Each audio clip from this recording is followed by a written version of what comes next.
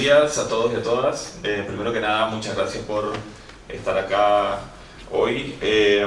Bueno, primero que nada queríamos agradecer, además de su participación, a todas las personas que hicieron esto posible, a Caro, a Patricio, a Tomás, al Instituto de Sociología, a FEIR, al Congreso Futuro, también que nos prestó a la invitada de esta tarde. El día de hoy tenemos esta jornada, este coloquio, que va a estar dividido en 3 paneles temáticos y vamos a tener una conferencia de cierre.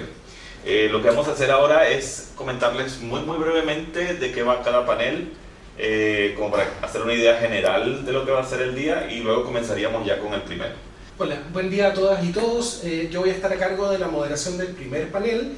El foco de este panel va a estar principalmente relacionado con los desafíos de gobernanza vinculados a la implementación y desarrollo de tecnologías de inteligencia artificial.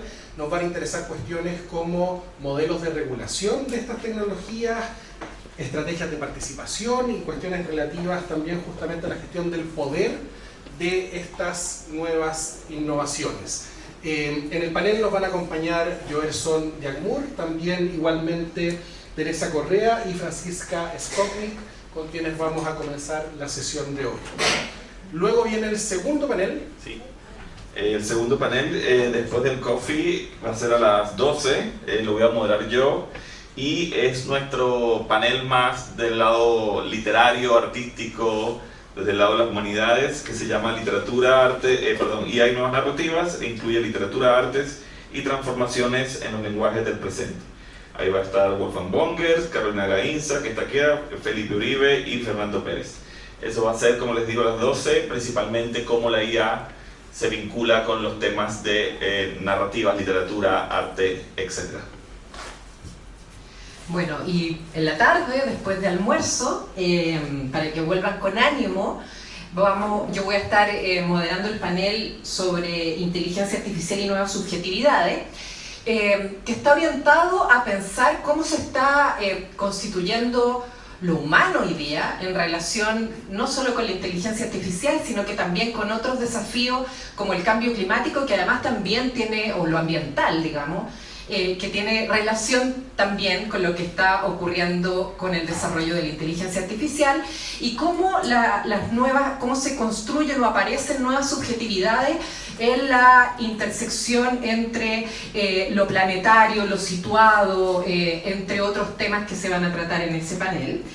Como pueden ver ustedes, este es un trabajo bastante, este coloquio es bastante interdisciplinario, tiene personas de distintas áreas del conocimiento, y para finalizar tenemos nuestro plato más importante, creo yo, también, que es Milagros Miceli, una científica, investigadora destacada dentro del mundo de la tecnología como una de las 100 mujeres más importantes en este ámbito del desarrollo de la inteligencia artificial, así que ella nos va a acompañar a las 4:30.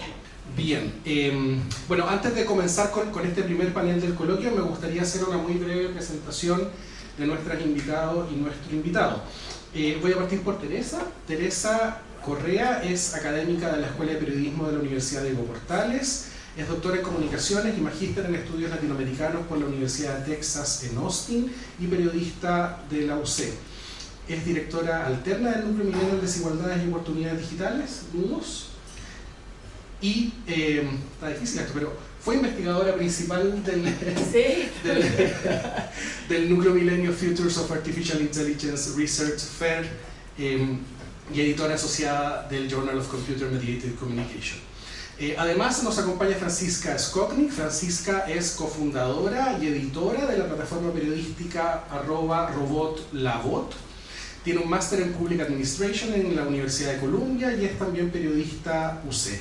Fue directora de la Escuela de Periodismo de la UDP, subdirectora del Centro de Investigación Periodística CIPER. Fue también reconocida con el premio Lenka Franowitz en el año 2021 y fue Fellow del Reuters Institute de la Universidad de Oxford en los años 23 y 24. Finalmente nos acompaña Joerson Jagmour.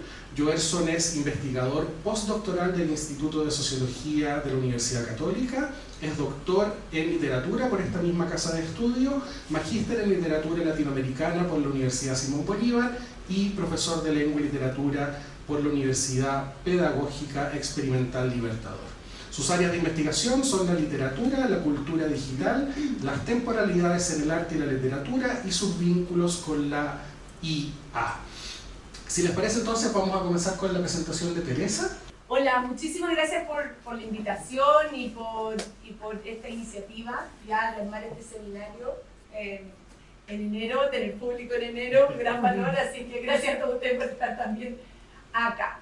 Bueno, acá yo voy a hablar de, la verdad, hemos estado investigando en los últimos 3 años con un equipo del núcleo FER, el núcleo futuro ya no es milenio, pero del núcleo futuro de la inteligencia artificial, sobre la comprensión de la inteligencia artificial desde un contexto como el chileno y también cómo esta comprensión, hacer sentido de la inteligencia artificial también nos puede orientar o moldear marcos de gobernanza, ya marcos de gobernanza no solo desde una política pública, sino que también desde la misma desarrolladora o el desarrollo de inteligencia artificial o acá o en el norte, ¿ya?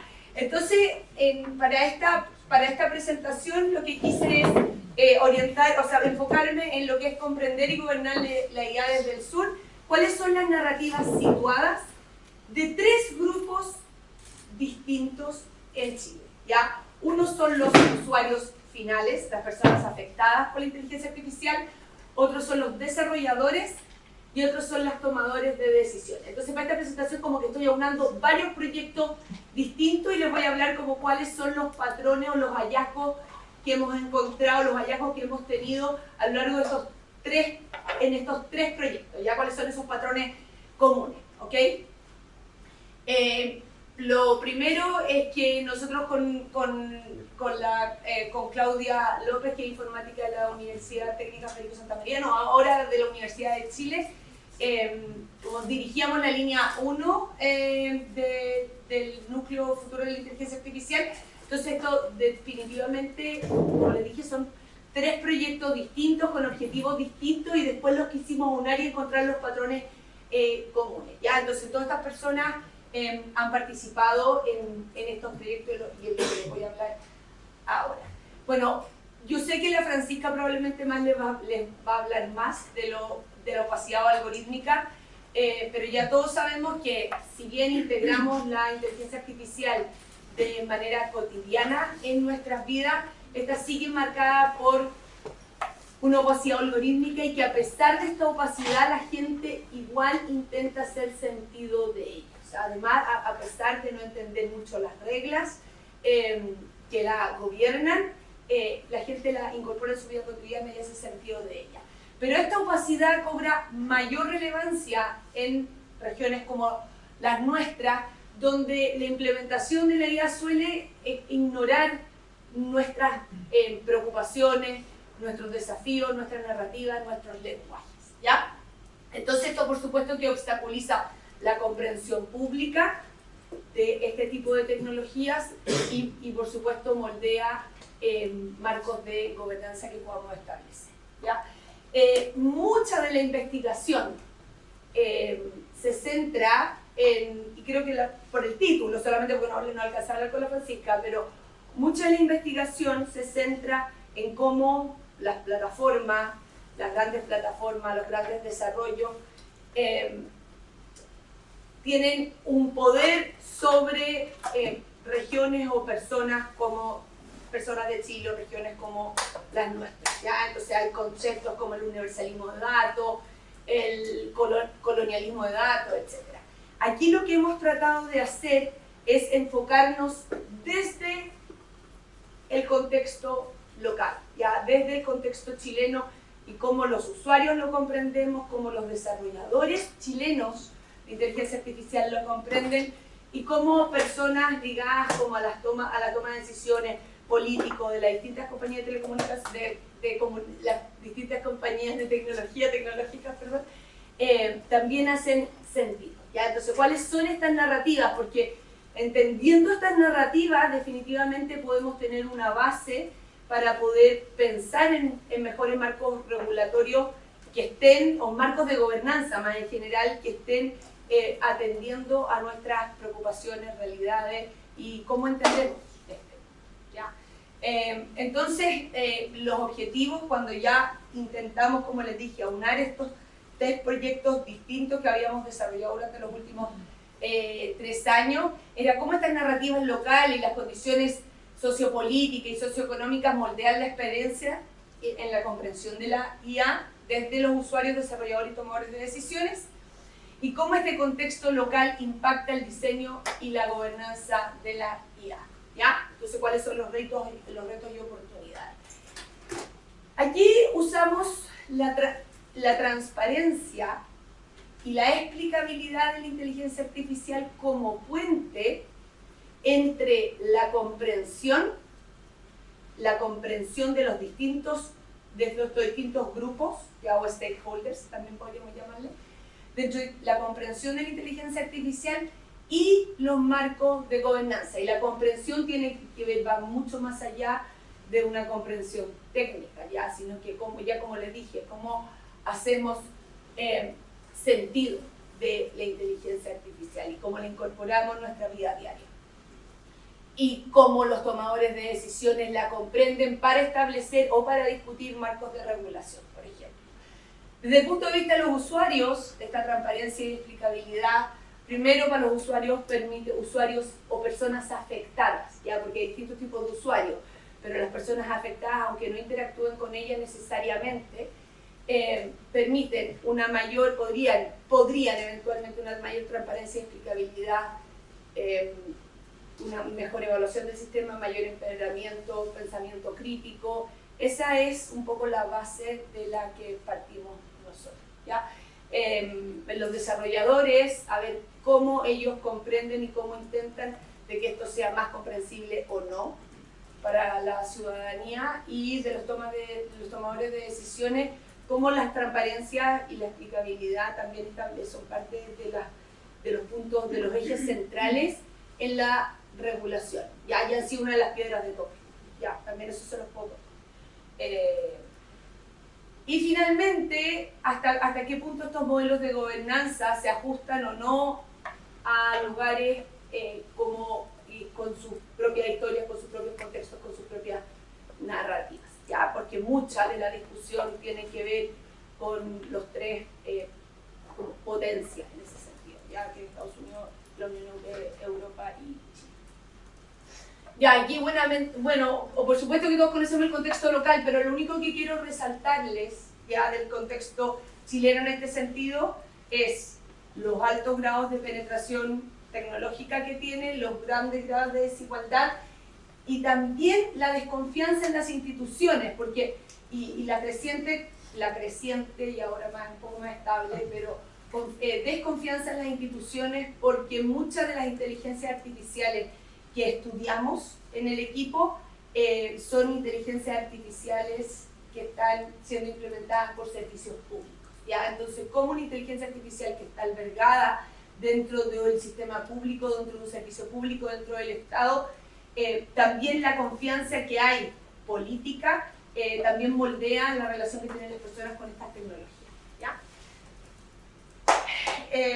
Otro aspecto importante del contexto es un estudio que lideró Matías Valderrama, en el que participamos también varios del equipo, y donde quisimos estudiar cómo abordan la inteligencia artificial los medios tradicionales chilenos a lo largo de las últimas décadas, ¿ya? Entonces, usando métodos computacionales, analizamos cuáles eran los principales temas con los cuales se estaban moldeando estas narrativas públicas, o sea, si usamos los medios tradicionales como establecedores de agenda y moldeando las temáticas más importantes, quisimos saber, ¿cuáles han sido en Chile desde el año 2008 hasta el 2023? Que alcanzamos a analizar los datos, y hay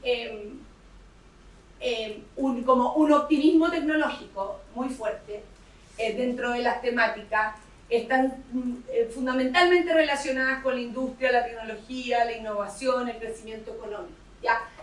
En los últimos años notamos que había un creciente, pero muy pequeño aún, número de notas que hablaban de una mirada más crítica, más compleja frente a la inteligencia artificial, pero aún así tenía esta idea del tecno-optimismo, ¿ya? Y la presencia de actores internacionales y de compañías tecnológicas internacionales, principalmente, obviamente, del norte global, eran muy relevantes, ¿ya? Entonces era muy fuerte esa temática que también tiene que ver con cómo los tomadores de decisión o las personas están entendiendo la IA. ¿Ya? Entonces, como les dije, en específico, para poder entender, usamos para poder entender estos dos temas principales, la comprensión y la gobernanza, y cuáles eran los patrones comunes, de manera como ex post, posteriormente a haber desarrollado los proyectos, establecimos cuáles eran esos patrones comunes. ¿Y cuáles fueron estos proyectos? Uno, para poder entender a los usuarios, a las personas afectadas de la IA, hicimos entrevistas con personas que habían usado, en el fondo personas que pudiesen ser afectadas por servicios públicos que estuvieran mediados por algoritmos, sistemas automatizados e inteligencia artificial, ¿ya? Entonces utilizamos el sistema de FONASA, que para la provisión de licencias médicas usa inteligencia artificial, el sistema de admisión escolar, que en estricto rigor no es inteligencia artificial, pero un sistema automatizado y basado en algoritmos, y el transporte público, ¿ya? Entonces eran personas que lo habían usado y que habían usado estos sistemas. Y después, para entender mejor a estos usuarios, realizamos focus groups, ¿ya? Y donde en estos focus groups, esto se lo puedo contar después porque fue un proyecto largo, lindo, que ahora estamos terminando con un experimento, pero en estos focus groups testeamos como distintos prototipos de transparencia, ¿ya? Y de explicabilidad, para ver cuáles hacían más sentido o menos sentido, ya basados en las entrevistas y ya basados en cómo la gente chilena lo entiende. Ya la idea era como desarrollar evidencia eventualmente para poder alimentar una mejor discusión de eventuales marcos de gobernanza y regulaciones en Chile, ¿ya? Entonces tener evidencia en Chile de qué está funcionando más o qué menos, sobre todo sabiendo que los temas de transparencia y explicabilidad son una de las piedras de tope actualmente para una mejor regulación. Después los desarrolladores de inteligencia artificial hicimos entrevistas con 18 personas que trabajaban en Machine Learning o en distintos niveles. Unos eran ingenieros jóvenes y generales que estaban desarrollando inteligencia artificial o aplicándola, implementándola, y otros tenían que ver con personas que tenían más poder dentro de la jerarquía, ¿ya? Pero que tenía que ver con el desarrollo de la IA. Y para analizar los tomadores de decisión, hicimos, esta la lideró Mónico Mérez, una etnografía digital con las 51 sesiones de las mesas redondas que se realizaron en el Congreso, tanto en la Cámara Baja como en la Cámara Alta, ya que fueron organizadas por las comisiones de tecnología respectivas, las comisiones futuros respectivas, y donde participaron políticos, empresarios del sector tecnológico, abogados, académicos y académicas.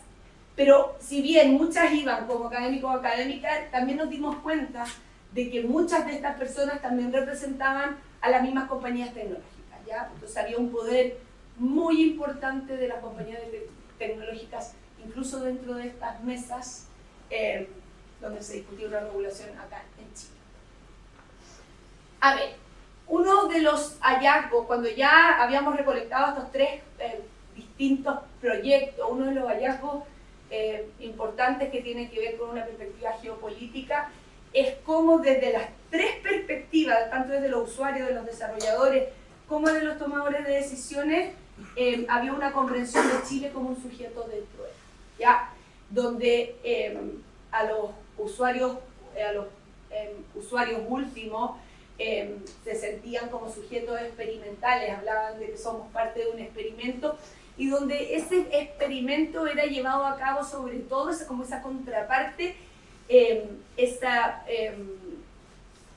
ese actor imaginado eran las compañías tecnológicas, ya un experimento, un sujeto experimental de estas grandes compañías tecnológicas donde se implementan las cosas donde se implementan las cosas sin mayor explicación.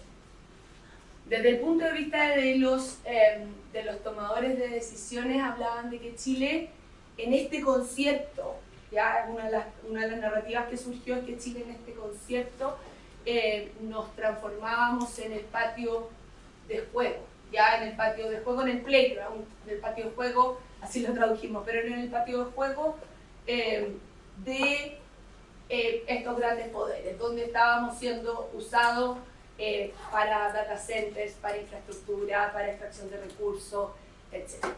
Y desde el punto de vista de los desarrolladores, ya hablaban de que Chile, en este contexto, se tornaba como un sandbox, como una nación sandbox, un sandbox nation, lo usaron incluso en inglés, ¿ya?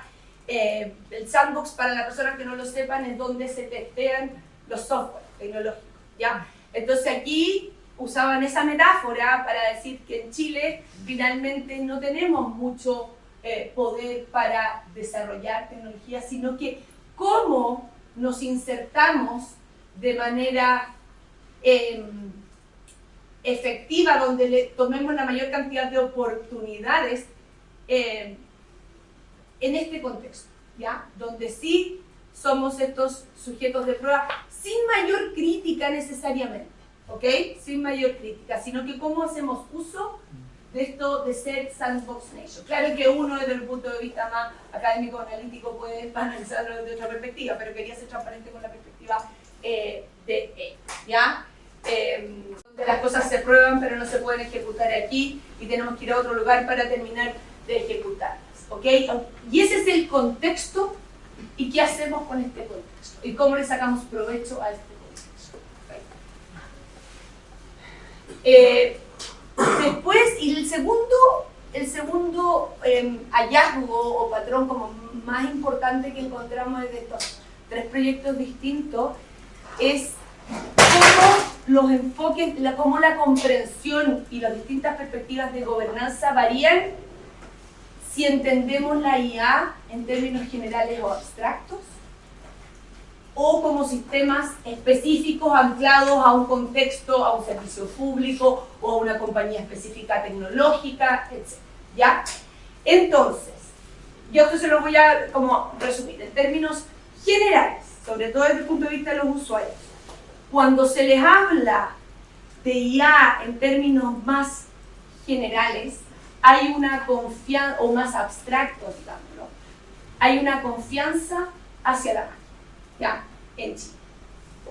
Muy importante, porque estamos haciendo otro proyecto independiente, no con este equipo, con otro, donde estamos comparando narrativa con España, por ejemplo, que es europea, donde ha habido una narrativa mucho más crítica en torno a la privacidad de los datos, etc. La perspectiva es distinta. Aquí hay una confianza, el sistema va a funcionar, y si no funciona ahora es porque estamos partiendo, pero eventualmente va a ir mejorando los errores y hay como un tecno-optimismo hacia el futuro, ¿ya? Sin embargo, cuando los anclamos a sistemas específicos, ahí comienzan las demandas de mayor rendición de cuentas. O sea, cuando hablábamos ya de la IA anclada a un FONASA, ya cuando hablamos de la IA anclada al sistema de transporte, por ejemplo, porque eso fue lo que nos enfocamos para los usuarios, las demandas de transparencia, de rendición de cuentas, se tornaban mucho más relevantes, ¿ya? O sea, ahí empezaba a haber mayor demanda por gobernanzas claras y por necesidades de explicabilidad, ¿okay? Desde el punto de vista de los desarrolladores, en general la perspectiva era, cuando los entrevistábamos, era intentemos enfocarnos más en la técnica, ¿ya? En tratar de deshumanizar esta inteligencia artificial para hacerla menos lejana, ¿okay? Esa era como la perspectiva o la solución que veían a estos temas de transparencia y explicabilidad. Y finalmente, en términos de los temas de los tomadores de decisiones, fue bien interesante. Hay varias cosas que pudiéramos discutir con términos de gobernanza que salieron muchísimo en este proyecto, cuando se analizaron las mesas redondas en el Congreso, en la Cámara Baja y en la Cámara Alta.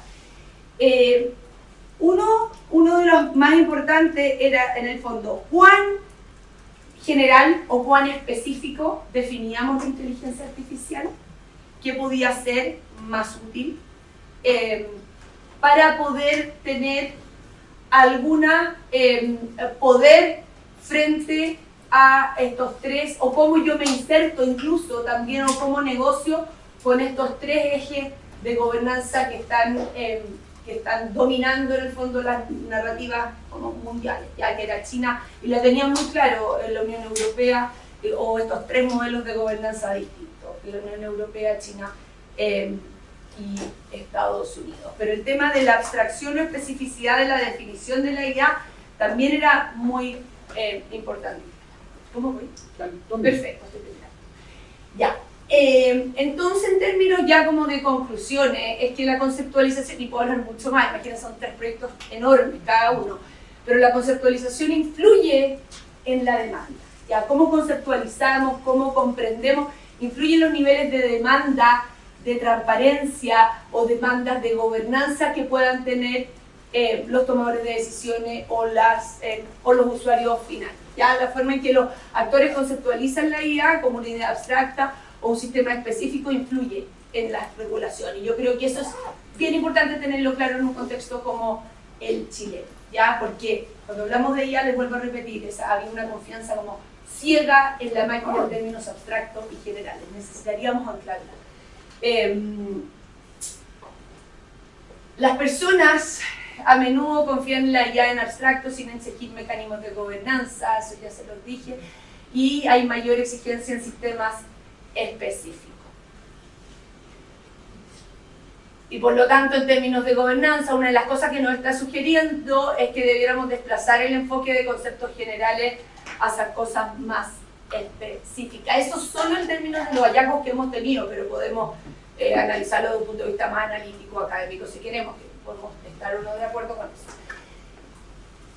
Y esta percepción generalizada de Chile y los chilenos como sujetos de prueba, ya sean sujetos experimentales, una nación sandbox o un patio de juego, refleja estas asimetrías de poder que están muy enraizadas. Lo interesante que encontrábamos es que, sobre todo los tomadores de decisiones, no los usuarios, pero los tomadores de decisiones y los desarrolladores, era cómo, dado este contexto, cómo negociamos ya el desarrollo y la regulación y la gobernanza en este contexto, así mismo, ¿ya? Y ahí hay distintas posiciones, y por eso nos han puesto de acuerdo. Entonces se resalta la necesidad de un enfoque que priorice en este sentido la participación, el contexto, y tratar de seguir entendiendo, porque no necesariamente es el mismo comprensión y perspectiva que estamos viendo en otro lugar. Eso. Muchas gracias. Muy buenos días, muchas gracias por la invitación. Yo soy un poco bichapara acá porque yo no vengo del mundo académico, yo soy periodista como la Tere, pero hago investigación periodística en medios. Y los periodistas de investigación tenemos una característica particular, que es como tratamos grandes temas en profundidad. En general no somos especialistas en algo, sino que estamos pasando de uno a otro y cada vez nos tenemos que volver expertos. ¿Ya? Y mi tema este año tiene que ver con la tecnología. En particular, con las Big Tech y el poder de las Big Tech en nuestras vidas. Yo fui parte de un proyecto colaborativo internacional este año que se llamó La mano invasible de las Big Tech y que lideró Agencia Pública en Brasil y el Centro Latinoamericano de Investigación Periodística. Son investigaciones en que participan medios de distintos países y cada uno contribuye con su experiencia local, pero también la gracia es que uno va encontrando temas en común, ¿ya? Este tema en particular que nos dimos cuenta que era importante, porque las grandes empresas tecnológicas de alguna manera tienen un poder sobredimensionado en nuestros países y en nuestras vidas. Entonces se investigaron distintas áreas, algunas tienen que ver con el lobby para las regulaciones, otras tienen que ver con la infraestructura de la inteligencia artificial y es un tema que es particularmente importante este año porque desde la llegada de Donald Trump al gobierno de Estados Unidos, el poder económico que ya tenían las empresas tecnológicas adquirió como un poder político particular porque el gobierno de Estados Unidos las está defendiendo, las regulaciones, como si fuera un ataque al país. Por lo tanto, era muy importante para nosotros entender de qué manera operaban en nuestros países. Esta es una investigación que tiene una serie de reportajes. Aparte de América Latina, había equipos de Australia, de Canadá, de Sudáfrica, de Indonesia y un equipo europeo internacional. Y construimos una base de datos de lobby, ¿ya? Que muestra las acciones de lobby en los distintos países y que se puede descargar y la pueden trabajar si es que les interesa. Yo en particular trabajé dos temas muy específicos. A mí me interesan mucho los temas de políticas públicas, transparencia, conflictos de interés. Y siempre me había llamado la atención esta historia que salió en la prensa en el año 2023, que para mí fue un caso como bien emblemático de lo que es la puerta giratoria. Yo tuve un proyecto en Cipro, cuando trabajaba en Cipro, que exclusivamente se llamaba la puerta giratoria. Por lo tanto, este caso para mí era como paradigmático porque era una persona que pasó del gobierno a AWS, que es la empresa de Amazon que se dedica a los servidores, digamos, infraestructura digital, y trabajó 6 meses como a cargo de asuntos públicos, que básicamente es lobby, para el cono sur de esta empresa, y renunció y inmediatamente volvió al gobierno, ¿ya? Que era el gobierno de Piñera en esa época, y jugó un rol clave en un proceso en que se le asignó casi a dedo, un proceso medio opaco, digamos, un convenio a esta misma empresa donde ella venía, ¿ya? Esto fue, hubo bastante ruido en su momento. Recuerdo que tú eres representante de los académicos, de una asociación de académicos, y reclamaste por eso porque además incluía un contrato con una universidad privada que era la Adolfo Ibáñez, y no se entendía muy bien por qué, las otras no se habían enterado, y intervino la Contraloría, y finalmente después de muchos años se determinó que efectivamente no podía pasar una empresa al gobierno y jugar este rol, pero la Contraloría también determinó que ella ya no estaba en ese cargo, sino que ahora era ministra de Ciencias, se llama Aysén Echeverri, hoy día está a cargo del segundo piso del presidente Boric, y por lo tanto no iba a haber sanción. Pero para mí, y la contamos en detalle, vemos todos los documentos, y si a ustedes les interesa pueden descargar como toda la historia de este proceso, de qué manera esta transición entre los gobiernos, los reguladores y las empresas no ocurre así.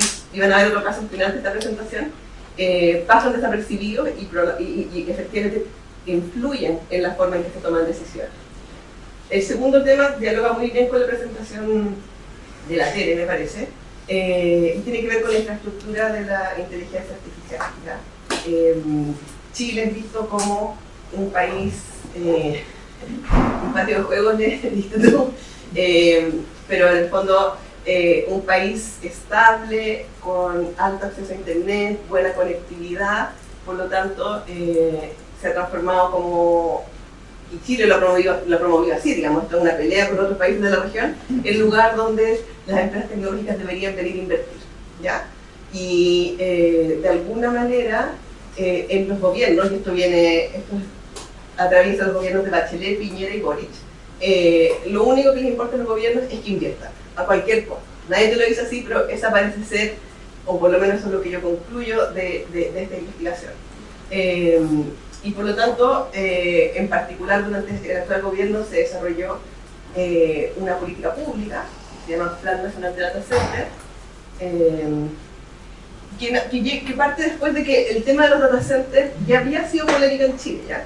O sea, en Quilicura, que es una comuna del norte de Santiago, hay como un polo de data center, se supone que es la comuna de América Latina con mayor concentración de data center, y Chile se transformó también como un niño símbolo, porque los vecinos de Cerrillos lograron parar un data center de Google, y Google se atreviera a cambiar su tecnología, porque probablemente ustedes han visto en la prensa extranjera, sobre todo mucho menos en la prensa chilena, lamentablemente, que la infraestructura para inteligencia artificial tiene costos, digamos.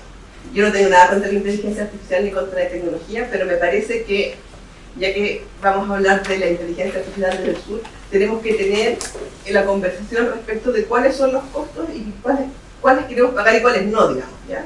Y eso me parece que no está en el debate. Y esta agrupación de Cerrillos Maipú, que fue muy activa en discutirle a Google, se transformó en toda América Latina como un caso de estudio de que no es que puedan llegar a instalarse, sino que se le pueden poner condiciones, ¿ya? En diciembre del 2024, la ministra de Ciencia, Aysén Echeverry, lanzó el Plan Nacional de Data Center, ¿ya?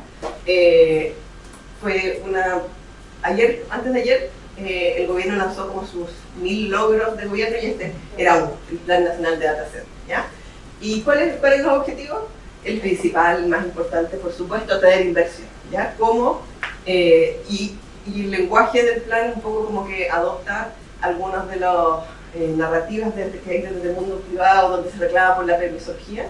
Entonces prometía reglas más claras, estabilidad, como asumiendo que serán cosas que no existían, digamos. Y también sabiendo que existe un activismo que reclama por los costos de esta infraestructura, tenía que ser una industria descentralizada, o sea, sacaron los data centers de Santiago de bajo impacto socioambiental y sostenida por energías renovables, ¿ya? Porque el costo de la energía es muy fuerte en los data centers. Y además que ocuparan, que no fuera como entregar capacidad de procesamiento y de almacenamiento al norte, sino que Chile aprovechara esa capacidad para hacer un mayor desarrollo tecnológico, ¿ya? Eso fue en diciembre, y unos pocos meses después, en febrero, inició la consulta de un reglamento del sistema de evaluación ambiental, ¿ya? Que ustedes dirán, ¿qué tiene que ver ciencias con medio ambiente? La verdad es que parecía que nada. Y como parte de mi investigación, como yo estaba viendo el tema de la regulación para el uso del agua, y entonces analicé mucho los estudios ambientales y descubrí que en paralelo que se avanzaba en un plan de data center que debía garantizar mayor sustentabilidad y que fuera lo más verde posible, se estaba aprobando un cambio regulatorio que lo que en la práctica lo que significaría era que los data centers ya no serían evaluados ambientalmente. Actualmente, esto es un poco raro, pero es así, los data centers tienen que presentar una declaración de impacto ambiental porque el sistema de evaluación de impacto ambiental tiene como tipologías, ya dice, por ejemplo, si usted es un edificio que tiene más de 200 estacionamientos, tiene que presentar una declaración de impacto ambiental.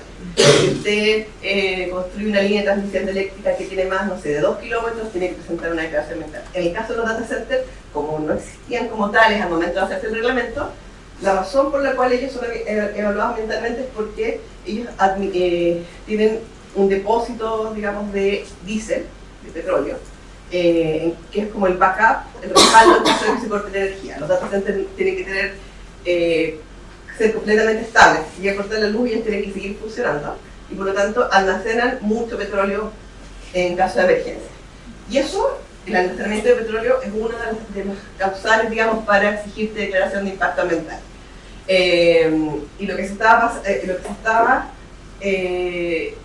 cambiando era que, si es que antes, es lo que está arriba, el ñ, lo que está abajo. Si es que antes uno tenía más de 8.000 kilos, y ahora ambiental ya son 1.000 toneladas, o sea, se multiplica enormemente. Entonces, lo que me dicen a mí los expertos es que es súper fácil diseñar data centers que ocupen algo menor. De hecho, de los que han sido aprobados hasta ahora, creo que 2 solamente están sobre eso, y son varios data centers, por lo tanto podrías hablarlos separadamente y estar bajo ese rango, ¿ya? Entonces, esto que descubrimos, digamos, es un problema como del sistema en general, creo yo, pero lo aplico en este caso. Es como un proceso que parece ultra transparente. Esto es una consulta pública para el cambio de reglamento, o sea, todos podemos participar, esto ocurre abiertamente y todo, pero nadie se entera porque tecnología es súper técnico y nadie sabe que la letra ñ del número 9 del reglamento afecta a los data centers. La palabra data center no está escrita acá, ¿ya? El 5 de junio, el Ministerio de Ciencias, que era el encargado del tema data center del Ministerio de Ciencias, participó en un evento online, digamos, pero en Madrid, y el énfasis fue el gobierno no va a regularizar esta industria. Y al día siguiente se reunía el Consejo de Ministros para la Sustentabilidad y el Cambio Climático y aprobaba el cambio del reglamento. ¿Ya? No hubo ningún anuncio. Hasta ahora, esto fue en junio, ninguna autoridad de gobierno salió públicamente a explicar qué va a pasar con esto. ¿Ya? Es un debate que no existe. Nosotros lo publicamos, las activistas, los ciudadanos han reclamado, han hecho consultas, pero todo se mantiene a un nivel privado, como si esto no sucediera. ¿Ya?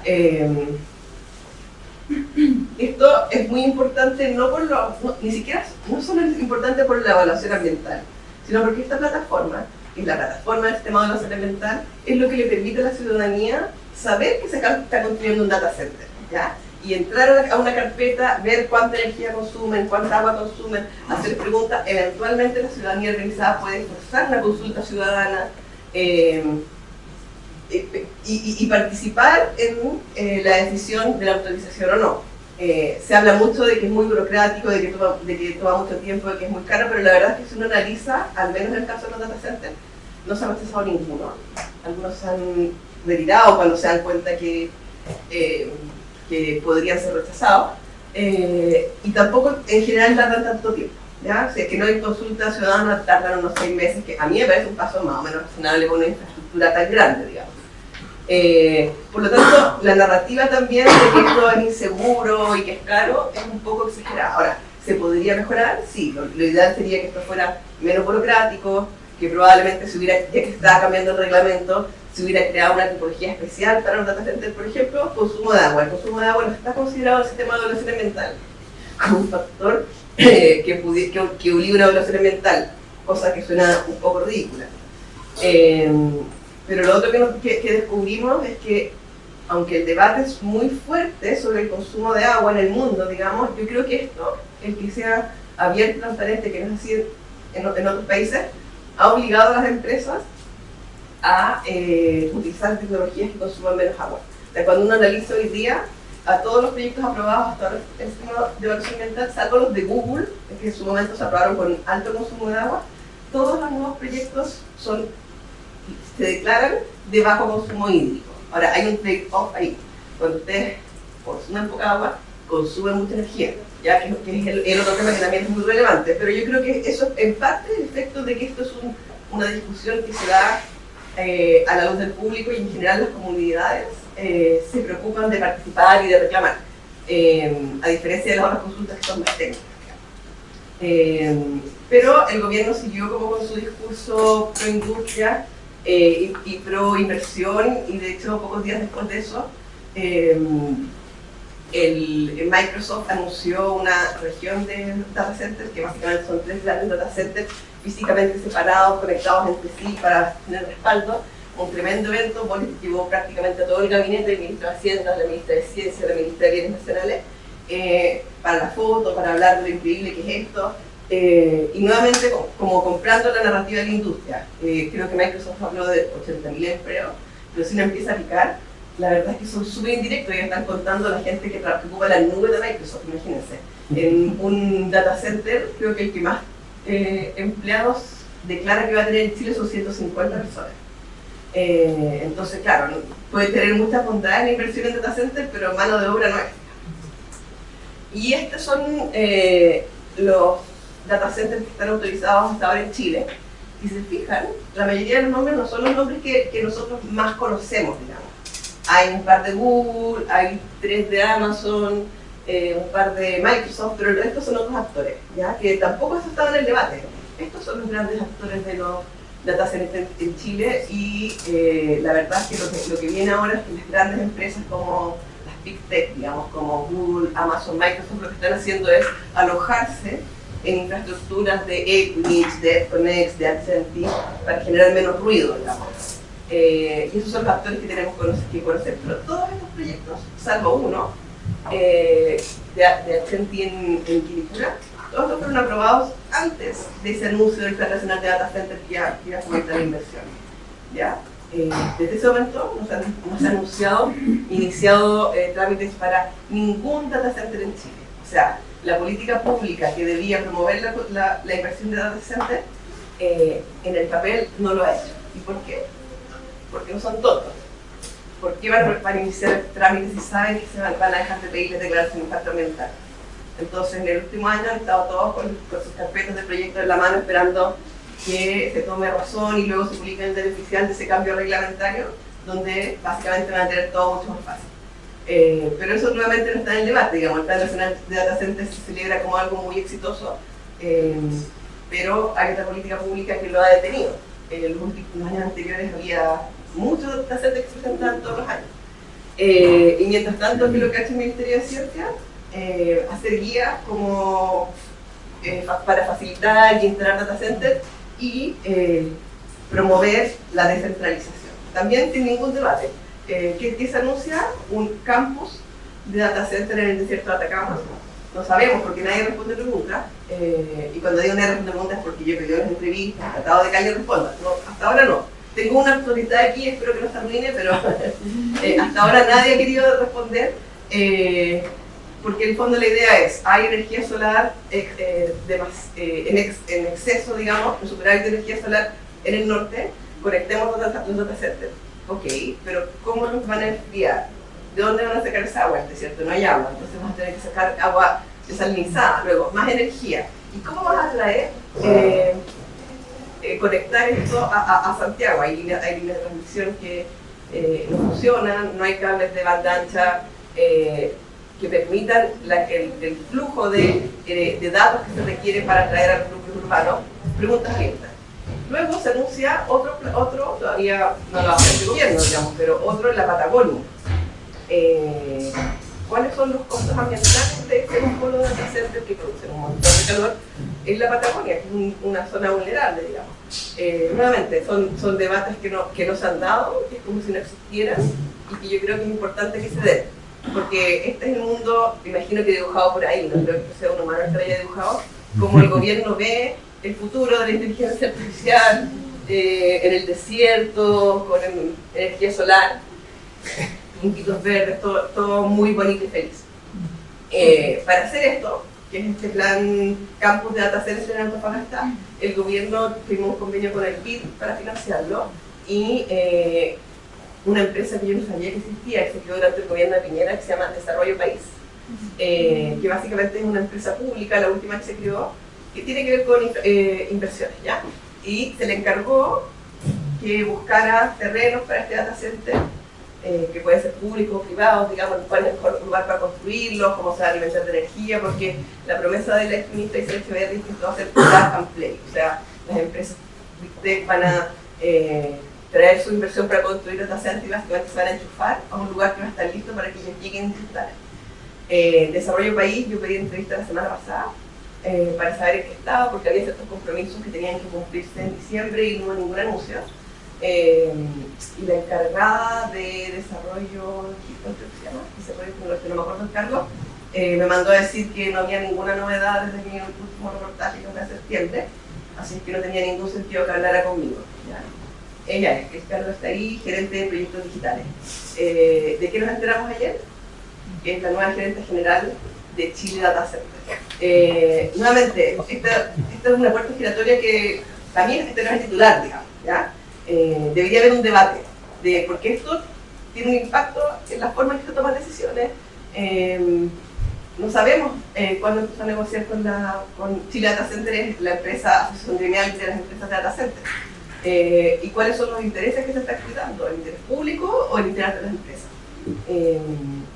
Y nada, a mí me preocupa esto en todas las industrias, pero esta es mi industria este año y creo que esta es una conversación que no se está teniendo y que tiene impacto en el medio ambiente, en el desarrollo del país y en el país que estamos construyendo hacia el futuro.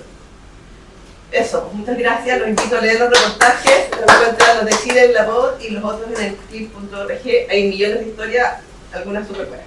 Bueno, buenos días de nuevo, gracias nuevamente por estar acá hoy con nosotros en este coloquio. Mi presentación, mi tema de investigación es un poco distinto a los dos que pasaron antes. Se titula Cronopolíticas de la Inteligencia Artificial y es más un trabajo teórico, multidisciplinario que conecta pues sociología, literatura, filosofía, entre otras. No hay trabajo empírico acá, es solo una revisión, digamos, textual. Las preguntas de investigación que motivaron este tema es cómo afectan las tecnologías digitales y específicamente la IA al tiempo social. Esta pregunta está planteada de esta manera porque considero que la IA está fuertemente anclada al mundo digital previo al boom de la IA. Es decir, no puedo pensar la inteligencia artificial de manera aislada, sino como parte de una serie de fenómenos que tienen que ver con las plataformas, interfaces, algoritmos, etc. Entonces, lo que necesitaba yo, y por eso el título Cronopolíticas, es una categoría conceptual que me permitiera pensar la temporalidad o el tiempo social y su vínculo con estas nuevas tecnologías. También habría que pensar qué concepción de tiempo o desde qué premisa de la idea de tiempo están partiendo estas corporaciones que hacen estas tecnologías. Y finalmente, ya en un sentido más crítico, qué mecanismos de apropiación de tiempo utilizan estas tecnologías. ¿Okay? Como sabemos, estas tecnologías tienen como propósito generar beneficios económicos y para ello la apropiación del tiempo es fundamental. Entonces, brevemente voy a hacer como un pequeño repaso por el término cronopolíticas tal y como está en la bibliografía. Las cronopolíticas es un término que permite vincular, como dice el primer punto, perspectivas temporales y la conducta política, es decir, considerar el tiempo en un doble sentido, como un recurso, pero también como una gestión política.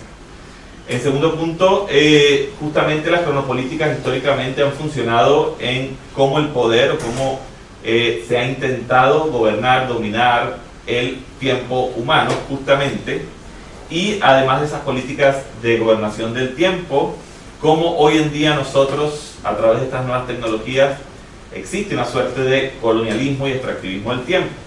Justamente, como menciona Terranova, Celis, lo que sería, por ejemplo, la economía de la atención, que es uno de los principales pugnas que existe hoy día en el mundo de las interfaces, plataformas, los algoritmos. Y finalmente esto lo que genera es un extractivismo lo llamaríamos ampliado, porque el extractivismo originalmente tiene que ver con los recursos terrestres, los recursos minerales, ¿no? Los recursos planetarios, pero en este caso este extractivismo ampliado tiene que ver más con la toma de la vida, el trabajo y la atención, donde el tiempo se mercantiliza y es una especie de commodity también. Entonces, a partir de esa primera revisión, lo que yo propongo como cronopolíticas para este trabajo es lo siguiente, lo sinteticé en estos 3 puntos. El primero, las cronopolíticas o estos modos de administración del tiempo, de apropiación del tiempo, son dispositivos político-normativos que jerarquizan ritmos, velocidades, sincronías y latencias para estructurar, legitimar y operar regímenes temporales. En tal operación regulan y normalizan la extracción de tiempo. Como todos sabemos, el problema de la temporalidad social es la multiplicidad, el carácter heterogéneo que tienen los diversos sentidos de tiempo, por cultura, por tradición, por geolocalización, por subjetividades también, ¿no? Por narrativas. Hay muchas temporalidades, pero lo que hace la cronopolítica es finalmente lo opuesto: tomar esta diversidad y hacerla homogénea, y al hacerla homogénea justamente es que se puede normar, se puede controlar, se puede además hacer rentable económicamente. Entonces, a partir de ahí, la premisa que yo planteo es que estas grandes plataformas y sobre todo la IA necesita tiempo. ¿Por qué necesita tiempo? Porque finalmente los modelos de entrenamiento de las inteligencias artificiales se construyen con data, y esa data de alguna forma es tiempo que los usuarios han invertido en la atención hacia esas plataformas. Sabemos que hoy por hoy el Big Data no solo se construye con clics, con me gusta, con repost, también se construye con tiempo de atención. Los algoritmos calculan, monitorean el tiempo que dedicamos a estas interfaces, estas plataformas, y eso también sirve como dato de entrenamiento. Entonces, mi propuesta fue vincular la idea de cronopolítica con la idea de extractivismo de tiempo, y que además el eje de esa conexión es el cuerpo. es cómo nuestro cuerpo, nuestra cognición, nuestra mente, pero también nuestra corporalidad material está un poco siendo apropiada por estas tecnologías. Entonces, esto me llevó a mí a plantear una serie de reflexiones o consideraciones en torno a qué cronopolíticas pueden estar presentes en la inteligencia artificial, repito, dentro del marco de un mundo digital, ya, ¿no? Les traje como varios puntos que fui planteando. La primera, para responder a una de las preguntas iniciales, el tiempo se está pensando, sobre todo desde la IA y las plataformas algorítmicas, a través de la hegemonía del cronos. Digamos, un tiempo mensurable, lineal, continuo, y que puedes, aunque ser múltiple y heterogéneo, se vuelve homogéneo, se globaliza, se universaliza, para poder segmentarlo y por ende poder cuantificarlo y, valga la redundancia, poder medirlo y considerarlo como un recurso. Entonces, digamos, con las cronopolíticas, al estructurar el tiempo de esta manera, se puede apropiar. Nosotros sabemos que, y la historia de la sociología y de la filosofía lo muestra, en el capitalismo industrial, las jornadas de trabajo eran precisamente eso. La creación del calendario y la jornada de trabajo es justamente una apropiación secuencial del tiempo de los trabajadores, digamos. Pero en esta sociedad postdisciplinaria que ya no es esta misma, que bueno, Foucault entre otros denuncia, pasamos, aunque no eliminamos, pero pasamos del turno o la jornada de trabajo a la captura de la atención y la disponibilidad constante. Es decir, aunque el sistema de trabajo por jornada laboral sigue vigente, hay una serie de explosión de nuevas formas de trabajo remoto, a distancia, que requieren la conectividad permanente como parte de esa apropiación temporal. Esa conectividad permanente tiene que ver con la captura de la atención y justamente la extracción de ese tiempo vital bajo marcos biopolíticos.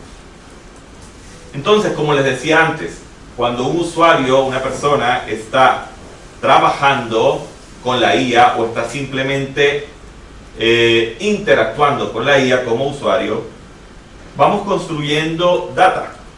Y esa data es de alguna manera tiempo, porque se construye en el tiempo y a través del tiempo de la atención humana.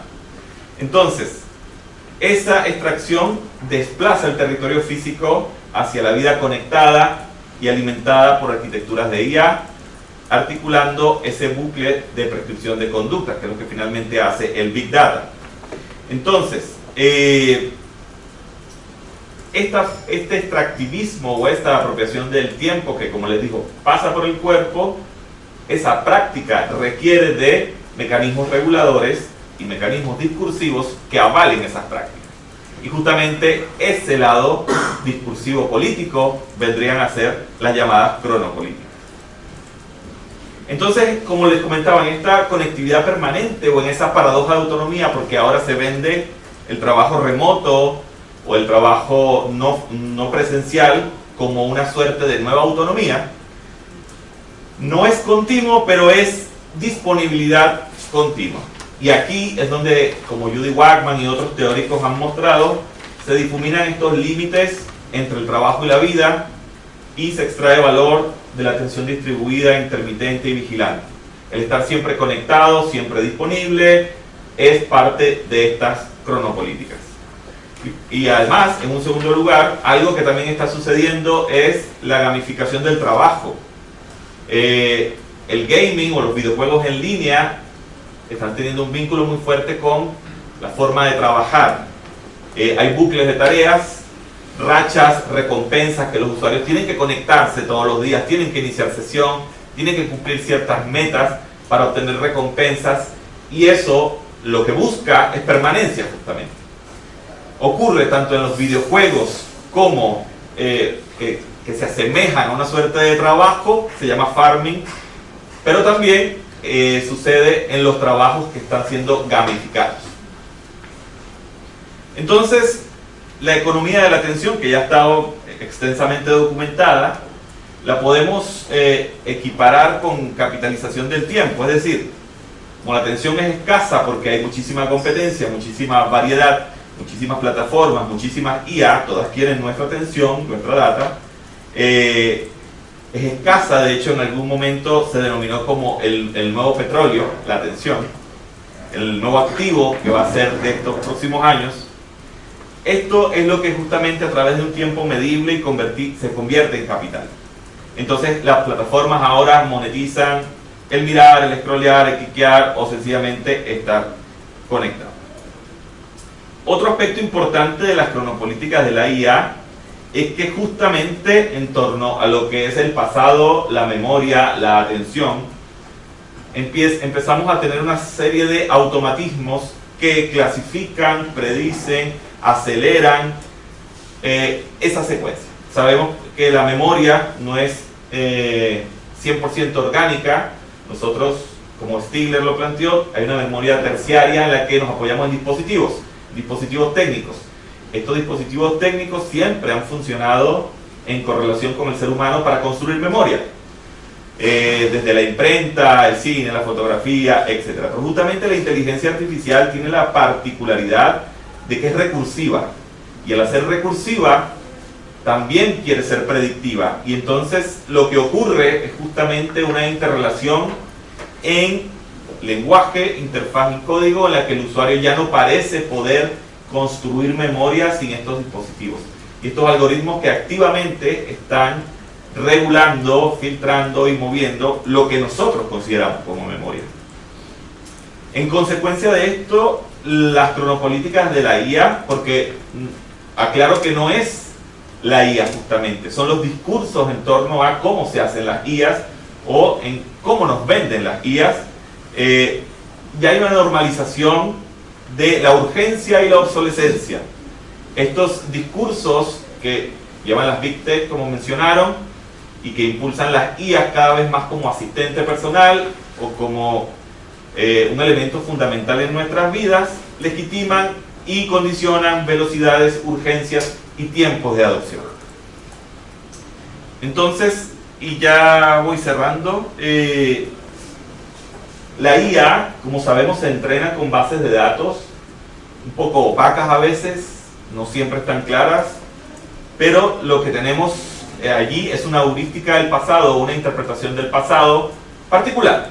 Entonces, quizá lo que no está en los datos no forma parte de ese background o de ese pasado que la IA usa para responder.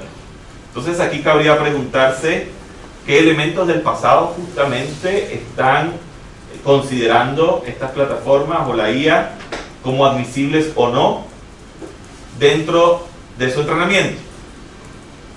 Y aquí justamente lo que se busca también con la predictibilidad o con la búsqueda del futuro es que justamente estos algoritmos hagan una predicción del futuro. Y eso reduce un poco la riqueza temporal, filosófica del futuro en una serie de predicciones algorítmicas. Entonces, el último punto que les quería compartir es que hay una especie de contraposición, una especie, llamémoslo así, conflicto entre nuestras temporalidades individuales, subjetivas, mentales, contra estas temporalidades maquínicas o algorítmicas. Es difícil de articular porque no está definida nuestra propia temporalidad.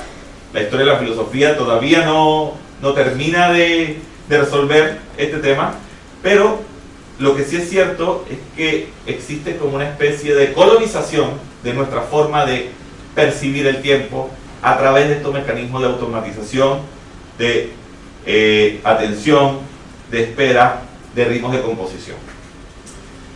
Bueno, como conclusión, esta investigación va a tener 3 fases. La primera era estructurar el concepto de cronopolíticas. La segunda era pensar cómo las cronopolíticas sirven como categoría para pensar el tiempo de la inteligencia artificial. Y la última fase, que todavía no ha sido, será ver estudios de caso más empíricos en cómo ciertas IAs están justamente interfiriendo, colonizando o apropiándose de nuestra experiencia temporal. Entonces, como nota final, quería mencionar que hasta ahora, que estoy digamos en la segunda fase, las cronopolíticas funcionan como regímenes extractivistas de tiempo humano, gestionan ritmo, gestionan velocidades y sincronías, jerarquizan tiempos productivos, legitiman exclusiones, orientando cuerpos hacia la producción y el entrenamiento de datos en nombre del progreso. Muchas gracias. Bueno, primero muchas gracias por sus presentaciones, súper interesante, y a pesar de que vienen de lugares distintos, creo que hay algo, yo traté como de buscar ciertos temas comunes, ¿ya? En las distintas presentaciones. Y creo que hay una cuestión que es una preocupación que está latente en las distintas presentaciones de ustedes y que tiene que ver con el extractivismo, con la apropiación del tiempo, de los temas, digamos, de los recursos naturales, de los cuerpos, qué sé yo. Entonces, y eso es una preocupación que, al menos también desde lo que yo he mirado y desde mi propia investigación, está mucho más presente en nuestros países que, por ejemplo, en las gobernanzas de Estados Unidos o de Europa o de China, ¿ya? Y por otra parte, hay entonces uno podría decir que hay este elemento común y unas ciertas narrativas que uno puede identificar que nos permiten pensar la inteligencia artificial desde el sur, que es el tema de este coloquio, cómo se gobierna la IA o no, desde la política pública, desde la cuestión del tiempo, ¿no? Y ahí viene mi pregunta, para los tres, ¿ya? ¿Cuál creen ustedes que es un tema relevante o evidente en sus investigaciones para mirar cómo se está narrando o imaginando la inteligencia artificial en América Latina y el Caribe? Y si ustedes identifican discursos, narrativas o imaginarios contrahegemónicos, porque, por ejemplo, tú, Francisca, presentaste como un poco el escenario hegemónico o imaginario, narrativa hegemónica desde la política pública, o lo que está presente respecto al tema del tiempo, ¿ya? O lo que está presente, por ejemplo, respecto a la investigación tuya, Tere. Yo me preguntaba si cuando se hablaba de que somos una nación sandbox, y tú decías, pero no hay crítica sobre eso, ¿en alguna parte apareció alguna crítica respecto a eso? Esa es como mi pregunta en general para los tres. ¿Cuál es lo que ustedes identifican ahí? Bueno, sí, en mi caso está claro cuál es la narrativa dominante, es un poco el tecno-optimismo del que hablaba la Tere, pero sin ninguna visión crítica, un optimismo publicitario de alguna manera. Y con la inversión como el motor principal para fomentar el desarrollo de este tipo de obras, digamos, infraestructural. A mí me ha llamado la atención los grupos organizados en los distintos territorios, digamos, que no hacen tanto ruido en la prensa chilena, al menos. Igual si se fijan, les diría que en el último año esto es bien sorprendente y para mí como periodista doloroso. Los principales medios del mundo han venido a escribir sobre esto: el New York Times, El País, Al Jazeera, Radio Francia Internacional. En todos esos medios ustedes pueden encontrar grandes reportajes sobre este tema. En la prensa chilena no van a encontrar nada, salvo lo que publicamos nosotros en La Voz, pero también en parte porque pudimos asociarnos con medios de otros países, digamos. En todos esos reportajes hay algunas voces que son activistas, dirigentes vecinales, locales, de Quilicura, de Cerrillos, de Pudahuel, de Huechuraba, que cuando uno conversa con ellos, que esto a mí me sorprende, también se han transformado en expertos, ¿ya? Una profesora, un estudiante de Derecho, que básicamente hoy día se peinan con el sistema de evaluación ambiental, con las tecnologías para enfriar data center, etc. Y que de alguna manera han logrado posicionarse como actores en el debate más silencioso, digamos, como interlocutores de las autoridades, en actores importantes. Pero esas voces no han logrado como posicionarse en el discurso público para tener un poder que permita cambiar un poco el eje de la conversación.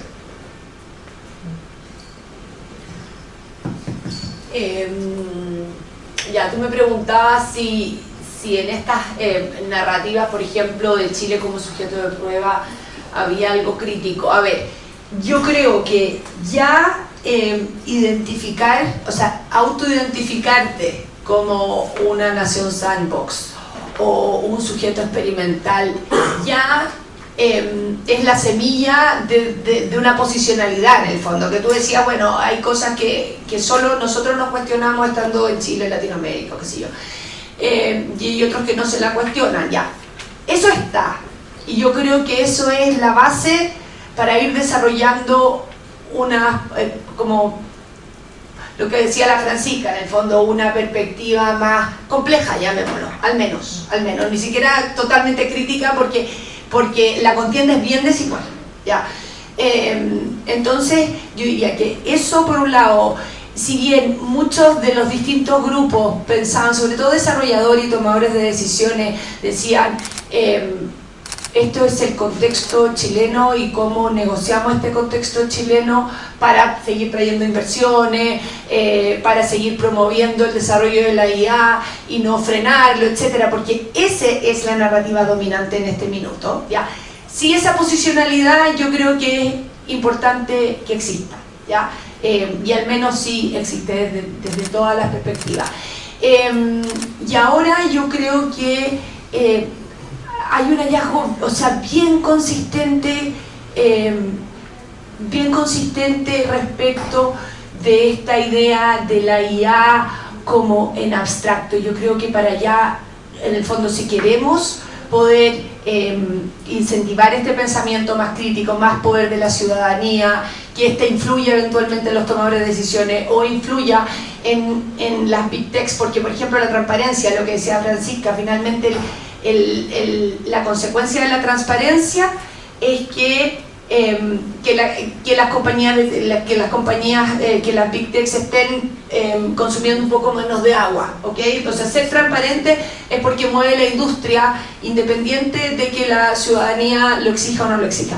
Pero el hecho de anclarlos a contextos, de que estas tecnologías estén ancladas a sus contextos, a sus instituciones, a sus lugares, yo creo que es la única manera en países como Chile o regiones latinoamericanas aumentar estos niveles de crítica y poder tener estas aproximaciones al menos más complejas. Yo creo que eso es fundamental y que no siga siendo esta idea como abstracta, ¿ya? Eso, en Chile damos el root hasta en cualquier lado, en el fondo tiene que ver con la privacidad de los datos, no hay cuestionamiento a lo que hay detrás, eso es lo que quiero decir, esa es nuestra base. A ver, ¿cómo lo hacemos? Hay que pensarlo bien, eso. Sí, yo creo que la idea moderna del progreso, con sus cambios y sus transformaciones, todavía está bien presente en nosotros. Creo que habría que repensar la idea del progreso como narrativa, justamente cuando viene desde las Big Tech o las compañías y los data centers y todo eso. Porque, bueno, escuchando las otras presentaciones, claro, se vende la idea de centros de datos, de generación de empleo, de velocidad en la conexión, me imagino, ¿no? Internet más rápido, acceso a mayor velocidad o ancho de banda, o quizás sistemas automatizados en el transporte, en la salud pública. Todo eso se vende como progreso. Y ese progreso es justamente una carrera temporal. Justamente en el marco geopolítico, ¿quién está al frente o quién está a la vanguardia con las nuevas tecnologías, sobre todo la IA? Entonces por eso, claro, está como esta carrera tecnológica, también están estas cartas de frenar la IA, que hemos visto varias, porque justamente pareciera que es una competencia olímpica por quién se apropia primero de estas tecnologías, o mejor dicho, quién las incorpora antes. Entonces, claro, ahí hay toda una serie de imposiciones de colonialismo, ¿no? Y de extractivismo implícitos que parecen, desde la otra perspectiva del optimismo, parecen no estar. Y yo creo que al menos en mi caso, en el tema del tiempo, justamente las ciencias sociales y las humanidades están planteando posturas críticas, Pero algo fundamental que creo que se va a ver en el panel siguiente es el arte, el papel que juega el arte en todo esto y cómo cuestiona estos grandes discursos, digamos. Hola, buen día. Oye, felicitaciones por el panel.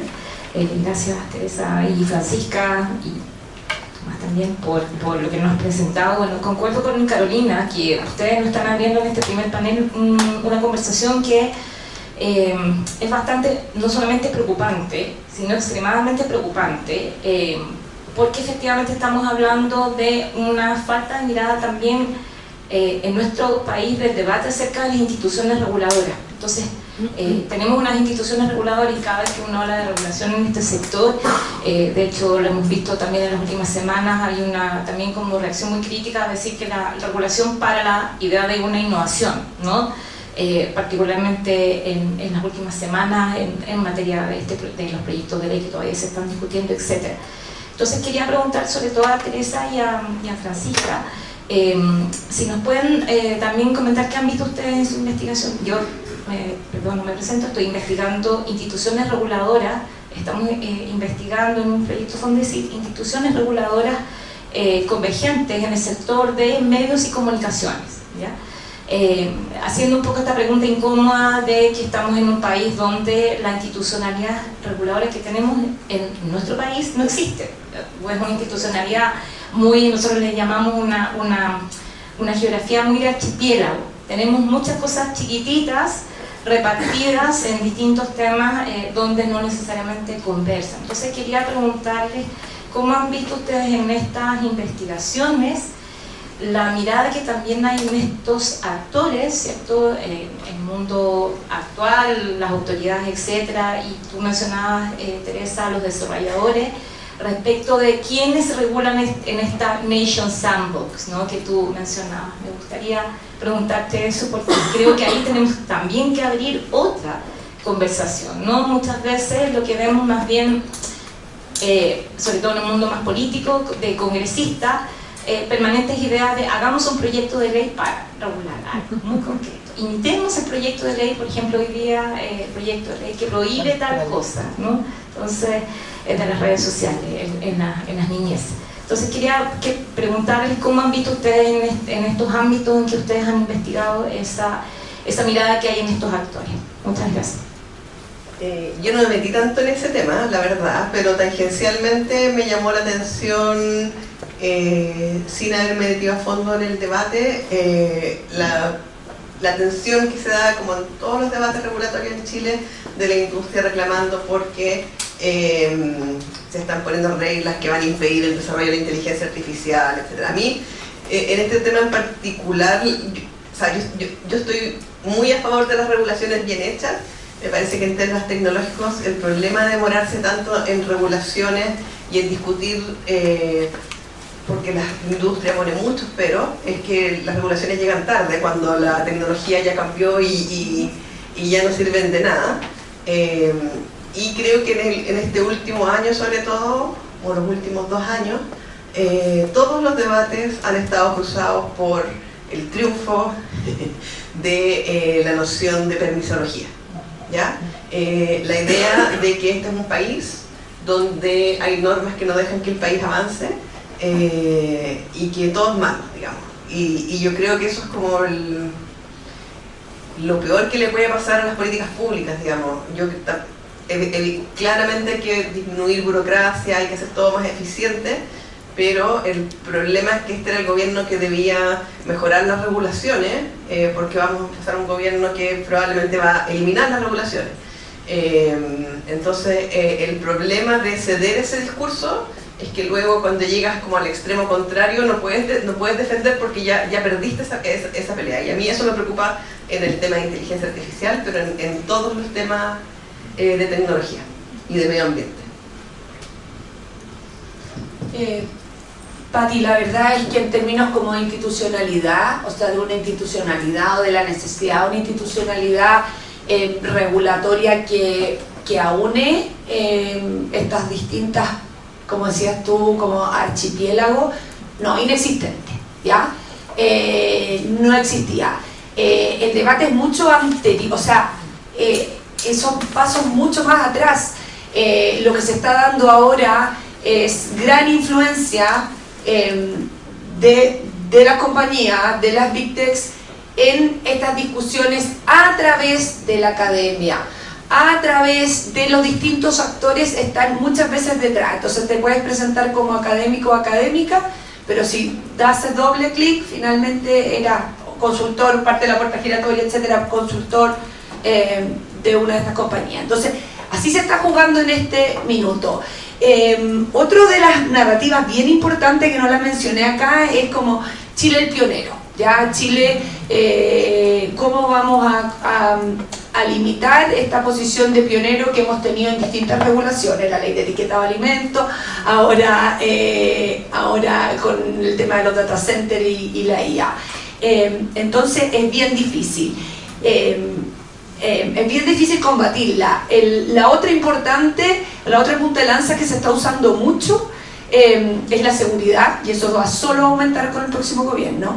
Entonces, ¿cómo vamos a limitar la inteligencia artificial si lo que necesitamos son exacto, el reconocimiento facial, etcétera?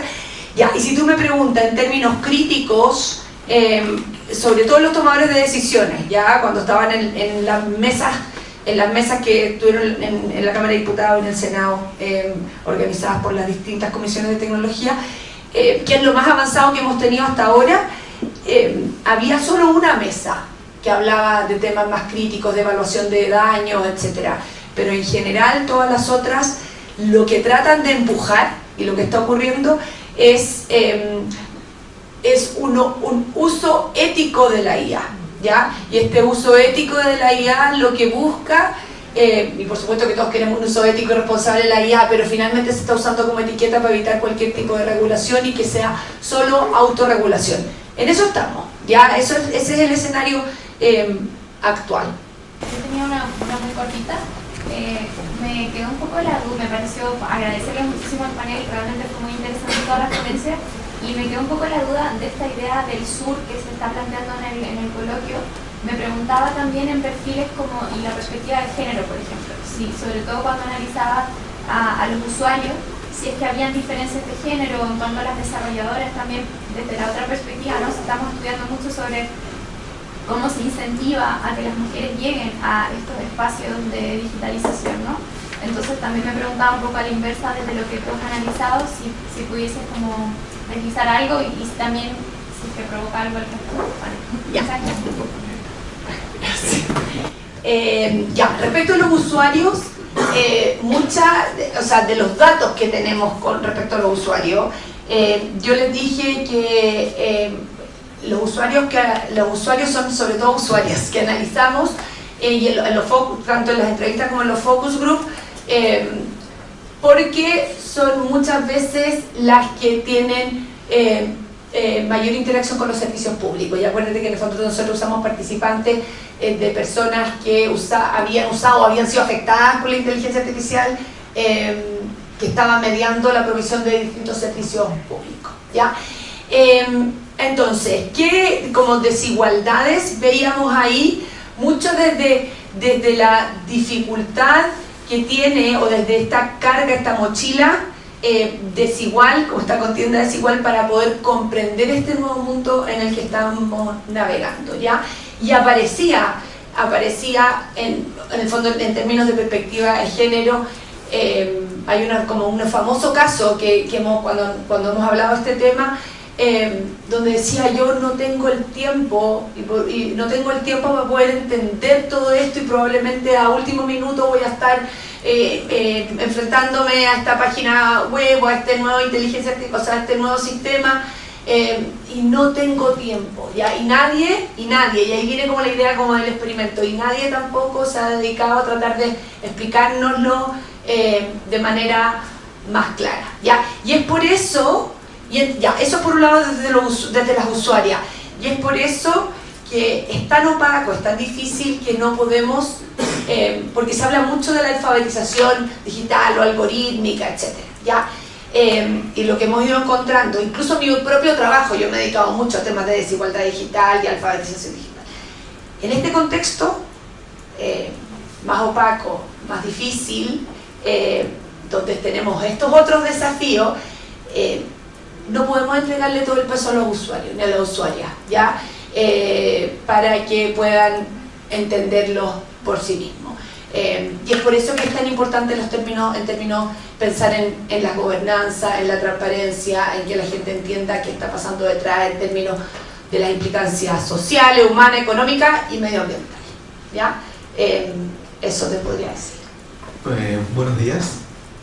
Me parecieron muy interesantes todas las presentaciones y les agradezco mucho. Quería preguntar frente a todas estas dificultades y el gran peso que tienen estas empresas tecnológicas y en realidad como la innovación en esta temática, si es que ustedes han visto en los distintos niveles en los cuales trabajan algún tipo de asociatividad como para enfrentar este tipo de presiones. O sea, desde el punto de vista, por ejemplo, de la creación de nuevas narrativas que vayan a enfrentar un poco lo que se está transmitiendo y lo que se divulga con respecto al uso y a la regulación de la inteligencia artificial, o por ejemplo de las personas que las distintas comunidades que se enfrentan, por ejemplo, a la instalación de data centers, si es que también hay algún tipo de trabajo que se esté haciendo en conjunto con otros países que estén dentro de esta misma región, viviendo un poco la misma realidad, porque lo hemos visto sobre todo, bueno, creo que siempre ha estado esa idea, pero se ha hecho cada vez más patente que hay una intención de dominio de países hegemónicos que están haciendo cada vez más patente su influencia y su capacidad de determinar el curso de los distintos países. Y en el caso de Joelson, también si es que en tu indagación respecto al tema de la cronopolítica, has también considerado perspectivas que desde también el sur global estén pensando esta problemática, porque por ejemplo ahí mencionabas a Foucault y a otros autores que obviamente son muy productivos para pensar el tema de la dominación y nos sirven mucho para pensar desde Latinoamérica, por ejemplo, en particular, pero también yo creo que una experiencia, o sea, un pensamiento mucho más situado podría también colaborar en el pensamiento, o sea, como aunar distintas perspectivas. Yo al menos no tengo nada en contra de o una visión esencialista en cuanto a que para pensar cosas desde el sur haya que referirse solamente a autores o autoras desde el sur global, pero creo que sería bueno indagar si es que saber tu perspectiva, si es que también desde esta región se ha estado pensando este mismo tema tanto. Bueno, para responder, gracias por la pregunta. Sí, sin duda que bueno, autores como Foucault, Wagman, etcétera, sirven como para, en mi caso, sirvieron como para ver la transición de la sociedad disciplinaria y el uso del tiempo, la apropiación del tiempo allí, a la postdisciplinaria, es decir, más como en un marco histórico. Pero en lo que tiene que ver con la actualidad de las cronopolíticas y las políticas de tiempo de la IA, por supuesto, es decir, hay mucha teoría que afortunadamente está surgiendo de autores del sur global que están justamente planteando una suerte de decolonialismo de las IA en torno a diferentes modos de apropiación y de extractivismo. Entonces, sin duda que mis autores, digamos, del marco teórico e histórico son generales. Mis autores más específicos con los que yo logré sacar estas conclusiones sobre las cronopolíticas de la IA son estudios recientes de investigadores chilenos, argentinos, uruguayos, etcétera, incluso surafricanos, que también podríamos considerar otro sur, ¿no? O parte de este sur, justamente, y que también se proponen una perspectiva de crítica, de cuestionamiento a diferentes formas de imposición planetaria, ecológica, gubernamental y en mi caso temporal. Entonces, sin duda que que es un trabajo y eso lo hace quizá un poco más complejo, porque no hay demasiada información, es algo que está apenas naciendo y que sin duda esperamos que crezca mucho más.